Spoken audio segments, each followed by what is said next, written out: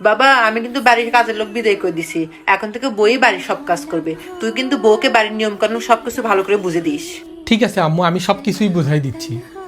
এই শোনো হ্যাঁ বলো। শোনো, প্রত্যেক দিন সকালবেলা উঠে আব্বু আম্মুর জন্য আগে চা বানাবা, তারপরে 1 ঘন্টা পরে আমি উঠবো, আমার জন্য 1 কাপ কফি বানাবা, আর সাথে নাস্তা। নাস্তা আর সকালে খাবার কি হবে সেটা আম্মুর থেকে শুনে নেবা। তারপর ওই হিসেবে তুমি খাবার রান্না করবা।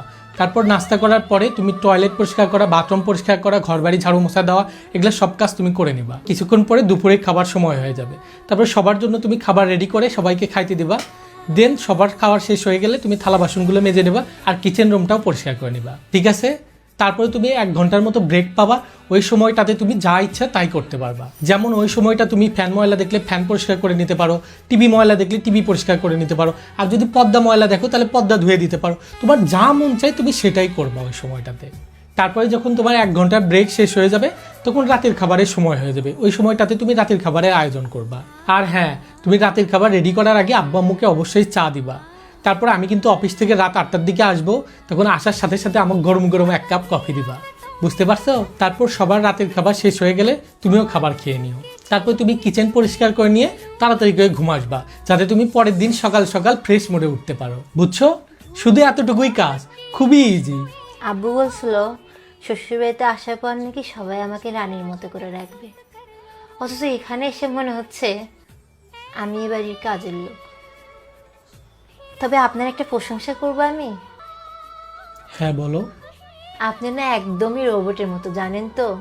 আপনার আম্মু আপনাকে যা যা বলে আপনি ঠিক তেমনটা এসে এসে আমাকে বলেন। আর আমি কিন্তু খুব ভালো করেই বুঝতে পারছি যে আমি আসার পরে কাজের লোক কেন বিদায় করা হয়েছে। কারণ কোনো শাশুড়ি না বাড়ির বউ কাজ করতে করতে যতক্ষণ না পর্যন্ত হাঁফসে না যাচ্ছে ততক্ষণ পর্যন্ত তাদের মনে শান্তি হয় না।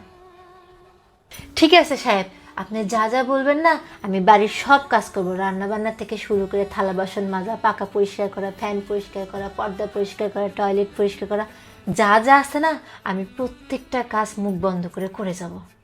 আর এগুলো করতে করতে যদি আমি 3-4 মাসের মধ্যে অসুস্থ হয়ে যায় না, তাহলে আপনি একটা কথাই বলে দিবেন, এগুলো তো তোমার প্রত্যেক দিনের নাটক। তখনই আমি বুঝে যাব। আর কখনো কখনো যদি আমার কোথাও ঘুরতে যেতে মন চায়, মুভি দেখতে মন চায়, আপনি একদম সোজা ভাষায় বলে দিবেন যে আমার এগুলো করার একদমই সময় নেই, আমি সাথে সাথেই বুঝে যাব। আর আপনি কিন্তু শাশুড়ি মাকে অবশ্যই বলে দিবেন তিনি যেন বাড়ির কাজ নিয়ে একদমই চিন্তা না করে, তিনি যেন খাটের উপর শুয়ে থেকে শুধুমাত্র রিল্যাক্স করে। আর এইরকম করেই কাজ করতে করতে সবার খেয়াল রাখতে রাখতে 5 বছর, 10 বছর, 15 বছর, 20 বছর, 30 বছর যখন চলে যাবে তখন যে বুঝতে পারবো যে মানুষ কেন ছেলে হলে মিষ্টি বিতরণ করে আর মেয়ে হলে চোখের পানি ফালায়।